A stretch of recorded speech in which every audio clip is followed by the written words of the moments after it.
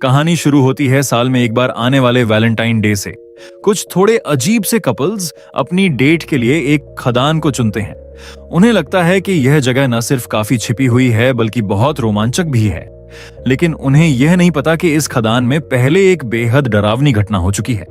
जब लियू रुयान सबसे पहले अकेले अपनी सहेली को ढूंढने खदान में आती है, तभी एक हादसा हो जाता है। हालांकि यह सिर्फ दोस्त का एक मामूली मजाक था और खुद पर हमला करने की तैयारी कर रहे नकाबपोश आदमी को देखकर ली रुयान तुरंत समझ जाती है कि यह सिर्फ मजाक नहीं है। वह पागलों की तरह तुरंत मुड़कर भागने लगती है, लेकिन उसे यह बिल्कुल अंदाजा नहीं था कि खदान के अंदर बाकी लोग पहले ही उस नकाबपोश आदमी के हाथों मारे जा चुके हैं। जब ली रुयान वहीं खड़ी होकर समझ नहीं पाती कि क्या करे, तभी बची हुई एक सहेली उसके मुंह को पकड़कर उसे शांत रहने का इशारा करती है ताकि वह कोई आवाज न करे। किस्मत से हत्यारे ने मास्क पहना हुआ था, जिससे उसकी दोनों तरफ की नजर सीमित थी और उसने पास ही छिपे लोगों को नहीं देखा। लेकिन जैसे ही उन्हें लगा कि अब सब ठीक हो जाएगा, तभी उनके पीछे अचानक एक जोशीला लड़का आ जाता है। इस वक्त अनजान वह लड़का सोचता है कि शायद उसके दोस्त कोई नया खेल खेल रहे हैं। आखिर वैलेंटाइन डे पर प्यार दिखाना ही जरूरी नहीं है, नियम तो बने ही टूटने के लिए होते हैं। लेकिन जैसे ही वह कोने में छिपे 3 लोगों को देखता है, उसे एहसास होता है कि मामला लगभग 8.6 स्तर तक गड़बड़ है, क्योंकि इस समय उसे ऐसा लगता है जैसे वह थोड़ा सा मर चुका है। हालांकि उसका बलिदान बेकार नहीं जाता, उसकी जान बाकी 3 लोगों को भागने का मौका दे देती है। लेकिन ज्यादा घबराहट की वजह से जैक भागते समय अचानक फिसलकर गिर जाता है, जिससे उसका साथी गंभीर खतरे में फंस जाता है। लियू रुयान बहादुरी दिखाते हुए फावड़ा उठाकर सामने खड़े दरिंदे पर पलटवार करती है।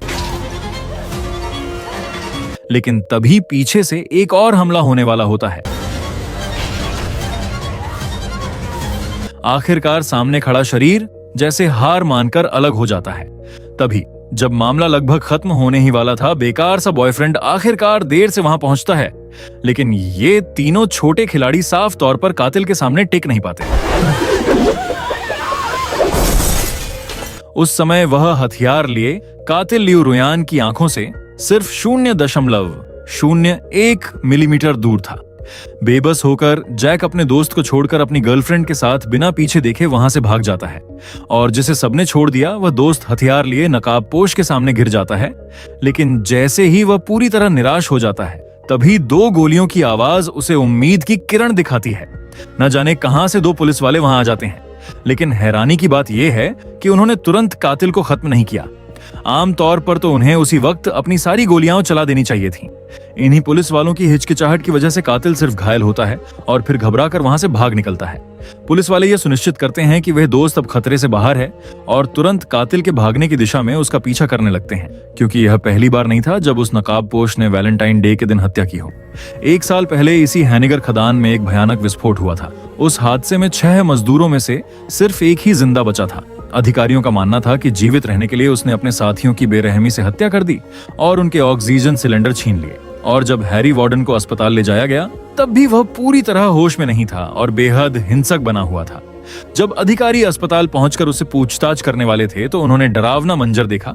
अस्पताल में लाशें बिखरी पड़ी थीं और हर किसी का दिल बेरहमी से निकाल लिया गया था। वह दिन था साल का सबसे रोमांटिक दिन, वैलेंटाइन डे।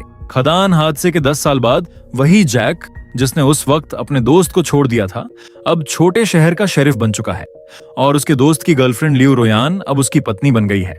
लेकिन जैक इससे संतुष्ट नहीं है, बल्कि वह अपनी पत्नी की सहेली के साथ एक जंगल के छोटे से केबिन में चोरी छिपे संबंध बना रहा है। उधर जिसे सबसे पहले छोड़ दिया गया था, वह दोस्त इन 10 सालों में शहर छोड़कर चला गया था, लेकिन अब अचानक वापस आ गया है।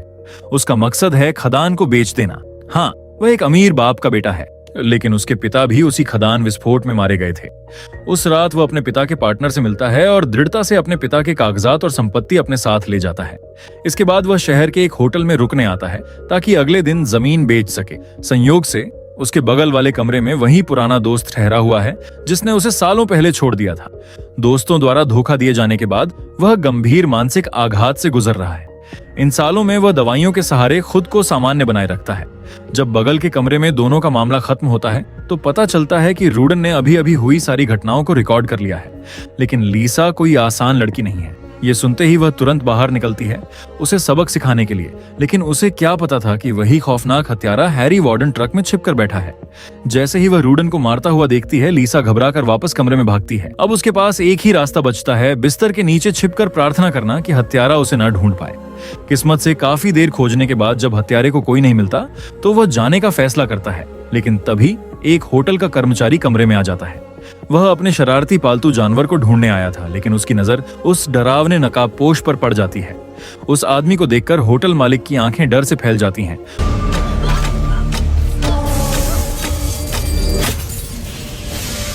और यह नजारा देखकर, जो पहले से ही डर के मारे सांस भी नहीं ले पा रही थी, लीसा के मुंह से हल्की सी चीख निकल जाती है।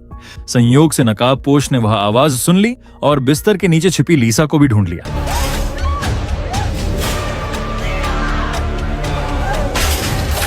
अगले दिन जब पुलिस मौके पर पहुंचती है तो उन्हें सिर्फ अभी भी हल्का गर्म पड़ा शव और दिल निकाली हुई लीसा मिलती है। यह साफ था कि इन हत्याओं का तरीका ठीक वैसा ही था जैसा 11 साल पहले अस्पताल में हैरी वार्डन ने किया था। मौके पर मिले कैमरे में उस रात होटल में दोस्त की मौजूदगी साफ कैद हो जाती है। इससे शेरिफ जैक को शक होता है कि शायद उन्होंने सालों पहले जो किया था उसी का बदला लेने के लिए वह दोस्त वापस आया है और हैरी वार्डन के तरीके को अपनाकर सबको मार रहा है, क्योंकि इन 10 सालों में जब वह नहीं था तब ऐसा कुछ भी नहीं हुआ था। इसलिए जैक लियू यान को समझाता है कि वह उससे दूर रहे और पुराने रिश्तों को फिर से जिंदा करने की कोशिश न करे। हालांकि यह सब सिर्फ जैक का अंदाजा होता है। अगले दिन वह अपने सहायक को खदान में जांच के लिए भेजता है ताकि पता लगाया जा सके कि किसी का काम का यूनिफॉर्म तो नहीं खोया है। अगर कोई ऐसा दावा करता है तो उसे शक के आधार पर हिरासत में लिया जा सकता है। पुलिस के जाने के बाद वह दोस्त खुद खदान में पहुंचता है। आज अगर वह अपने पार्टनर के साथ कॉन्ट्रैक्ट फाइनल कर लेता है तो उसे अच्छी खासी रकम मिल सकती है, लेकिन जब वे एक सुरंग में पहुंचते हैं तभी एक मजदूर फोन पर बताता है कि कोई उससे मिलने आया है। इसी दौरान दोस्त का ध्यान किसी चीज की तरफ जाता है। सामने पाइपलाइन को देखकर उसे याद आता है कि शायद सालों पहले उसकी गलती से गैस दूसरी सुरंग में चली गई थी, जिससे वह विस्फोट हुआ था। तभी अचानक नकाबपोश उसके पीछे आ जाता है और अपने हथियार से उसे बुरी तरह घायल कर देता है। लेकिन हैरानी की बात यह होती है कि इस बार वह उसे मारता नहीं बल्कि उसे कंट्रोल रूम में फंसा छोड़ देता है। इससे दोस्त को शक होता है कि शायद हैरी वार्डन मरा नहीं था बल्कि बच गया था और अब किसी को फंसाने के लिए यह सब कर रहा है। जैसा कि वह देख रहा होता है, नकाबपोश धीरे धीरे फोन पर बात कर रहे कर्मचारी की तरफ बढ़ता है। दूसरी तरफ तीसरी सुरंग में एक मजदूर अपनी जान बचाने के लिए पूरी ताकत से लड़ता है और हत्यारे को कड़ी टक्कर देता है, लेकिन तभी एक हादसा हो जाता है और वह मजदूर मारा जाता है। जब बाकी मजदूर वहां पहुंचते हैं तब तक नकाबपोश गायब हो चुका होता है। मौके पर सिर्फ गर्म लाश और लोहे के जाल में फंसा हुआ वह दोस्त मिलता है, लेकिन सभी लोग उस मजदूर की मौत का जिम्मेदार उसी दोस्त को ठहराते हैं क्योंकि वह उसके साथ अकेला मौजूद था। लेकिन बात फिर वहीं आती है। घटना के समय वह दोस्त लोहे के जाल में फंसा हुआ था, तो वह खुद हत्या करके खुद को अंदर कैसे बंद कर सकता था? इसलिए उसे अस्पताल भेज दिया जाता है। हालांकि वह बार बार कहता है कि यह सब हैरी वार्डन का काम है, लेकिन 11 साल पहले पुलिस ने खुद उसे गोली मारी थी। ऊपर से मौजूदा शेरिफ जैक की पत्नी लियो रुयान उसकी एक्स गर्लफ्रेंड भी है। लोगों के शक को दूर करने के लिए वही पुराना पुलिस अफसर जिसने उस समय गोली चलाई थी सबको लेकर उस जगह जाता है जहां हैरी वार्डन को दफनाया गया था। अगर अंदर कोई लाश मिल जाती, चाहे वह किसी की भी हो, तो यह साबित हो जाता कि दोस्त ही अपराधी हैं, लेकिन वहां साफ दिखता है कि कोई शव मौजूद नहीं है। रात में वह दोस्त सच्चाई का पता लगाने और खुद को बेगुनाह साबित करने के लिए निकलता है, लेकिन जैसे ही वह गहरी खदान को देखता है वह हिचकिचा जाता है। 10 साल पहले का वैलेंटाइन डे न सिर्फ उसे मानसिक बीमारी दे गया बल्कि उसकी पूरी जिंदगी बदल दी। वह दवाइयों के सहारे खुद को शांत रखने की कोशिश करता है। तभी उसे पहाड़ पर एक टॉर्च की रोशनी दिखाई देती है। असली कातिल को पकड़ने के लिए वह हिम्मत जुटाकर उसके पीछे जाता है। वहां उसे एक पुरानी झोपड़ी मिलती है जिसमें रहने के निशान साफ दिखाई देते हैं, लेकिन उसे यह नहीं पता होता कि कातिल का असली निशाना लियो रुयान है। इसी दौरान उसकी सहेली श्याओ मेई लियो रुयान के पास आकर सच बता देती है कि वह उसके पति के बच्चे की मां बनने वाली है। तभी अचानक सुपरमार्केट में बिजली चली जाती है। उन्हें अभी तक अंदाजा नहीं होता कि क्या भयानक होने वाला है जब तक कि वे खदान वाले कातिल को नहीं देख लेते। दोनों घबराकर भागने लगती हैं और एक ऑफिस में छिप जाती हैं। वे दरवाजा बंद करके कुछ देर के लिए खुद को बचा लेती हैं, लेकिन एक बड़ी समस्या सामने होती है। कातिल के हाथ में हथियार है और वह दरवाजा तोड़ सकता है। ऐसे में दोनों योजना बनाती हैं। लियू रुयान पुलिस को फोन करती है और श्याओ मेई खिड़की खोलने लगती है, लेकिन उनकी यह योजना कातिल से छिप नहीं पाती। जैसे ही वे बचने ही वाली होती हैं, एक हादसा हो जाता है।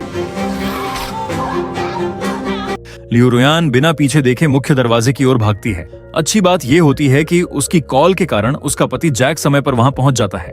दोनों सावधानी से सुपरमार्केट के पीछे की ओर जाते हैं, डरते हुए कि कातिल कहीं से भी हमला कर सकता है। लेकिन जब वे वहां पहुंचते हैं तो सन्न रह जाते हैं।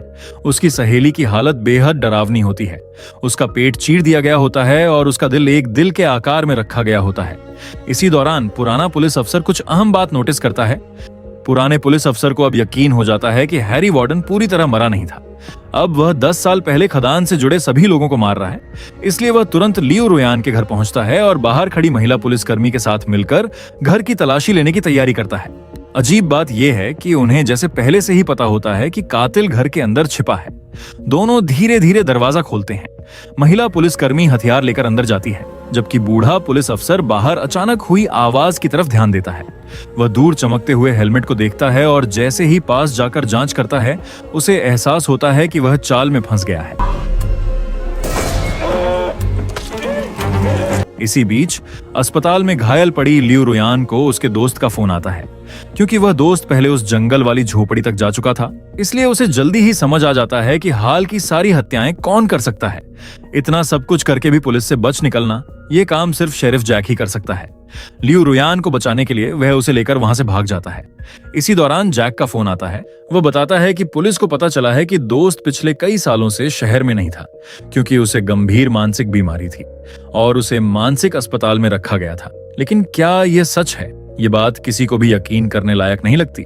फिर भी लियू रुयान उस पर भरोसा कर लेती है, लेकिन दोस्त समझ जाता है कि यह फोन जैक का ही है। लियू रुयान की सुरक्षा के लिए वह उसे घर वापस ले जाने से मना कर देता है। इससे वह गुस्से में आ जाती है और अचानक स्टीयरिंग पकड़कर गाड़ी मोड़ देती है, जिससे कार सड़क किनारे पेड़ से टकरा जाती है। हालांकि यह हादसा दोनों की जान नहीं लेता। खुशकिस्मती से दोनों को ज्यादा चोट नहीं आती। होश में आने के बाद लियू रुयान हादसे की जगह से निकल जाती है। संयोग से यह दुर्घटना खदान के पास ही हुई होती है। फोन पर मिली जानकारी के आधार पर वह उसी जंगल वाली झोपड़ी तक पहुंचती है। यहीं पर उसे पता चलता है कि उसका पति जैक उसकी सहेली के साथ धोखा कर रहा था, और इसी के साथ उसे यह भी समझ आ जाता है कि असली कातिल कोई और नहीं बल्कि जैक ही है, जो हैरी वार्डन की तरह बनकर लोगों को मार रहा है। ये सब देखकर उसे एक बड़ी साजिश की बू आने लगती है। वह घबराकर घर के अंदर हर जगह तलाश करती है और रसोई के कैबिनेट में छिपाए गए हथियार और ताजा सबूत देखकर उसे पूरा यकीन हो जाता है कि जैक ही नकाबपोश हत्यारा है। इसी दौरान एक अनजान शख्स जंगल की उस झोपड़ी में आ पहुंचता है।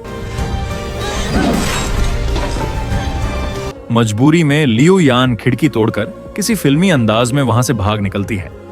वह भागते भागते खदान की सुरंग तक पहुंच जाती है। जैसे ही वह कातिल की टॉर्च की रोशनी को अपनी तरफ आते देखती है, वह पास ही छिपकर सही मौके का इंतजार करने लगती है। हैरानी की बात यह है कि रंगे हाथ पकड़े जाने के बाद भी जैक अपनी बात पर अड़ा रहता है। वह कहता है, क्या यह सब उस दोस्त ने नहीं किया हो सकता? और मैं तो पिछले कुछ दिनों से तुम्हारे साथ ही था। मुझे हत्या करने का समय कब मिला? You're the sheriff, Axel.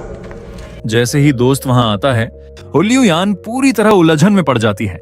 एक तरफ वह इंसान है जो कई सालों से गायब था और जिसके आने से पहले सब शांत था, और दूसरी तरफ उसका अपना पति, जिसके खिलाफ उसने खुद सबूत देखे हैं। अब वह किस पर भरोसा करे, यह सवाल उसे पूरी तरह उलझा देता है। तभी सच सामने आता है। असल कातिल वही दोस्त है। पहले की सारी बातें सिर्फ उसे और बाकी लोगों को गुमराह करने के लिए थीं। उसी दौरान उसे फिर से हैरी वार्डन का साया दिखाई देता है। नकाबपोश उसके सामने आता है और फिर धीरे धीरे गायब हो जाता है। दरअसल हाल के सारे हैरी वार्डन उसके दिमाग की कल्पना थे। अपने दोस्तों द्वारा धोखा दिए जाने के बाद वह गहरे मानसिक रोग का शिकार हो चुका था। 11 साल पहले खदान में हुआ विस्फोट भी उसकी ही गलती से हुआ था। इसी वजह से अगले साल वैलेंटाइन डे पर जब वह फिर खदान में आया तो उसके मन में डर और अपराध बोध भरा हुआ था।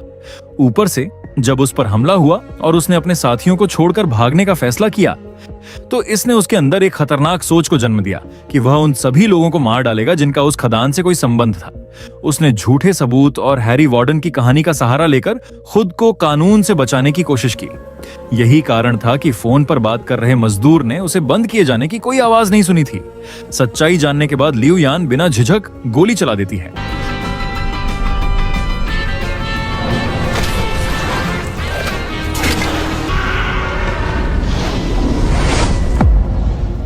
कुछ समय बाद बचाव दल खदान में पहुंचता है, लेकिन चौंकाने वाली बात यह होती है कि जोरदार विस्फोट भी उस दोस्त की जान नहीं ले पाता। लियू यान और उसका पति सुरक्षित बाहर निकाल लिए जाते हैं और किसी का ध्यान नहीं जाता कि थोड़ी दूरी पर वही दोस्त एक बचाव कर्मी का भेष बनाकर चुपचाप वहां से निकल जाता है। शायद वैलेंटाइन डे की यह खौफनाक कहानी अभी खत्म नहीं हुई है। तो आज की कहानी यहीं खत्म होती है। फिल्म और हकीकत में फर्क होता है, लेकिन कई बार हकीकत फिल्मों से भी ज्यादा डरावनी होती है। धन्यवाद देखने के लिए। फिर मिलेंगे अगली कहानी में।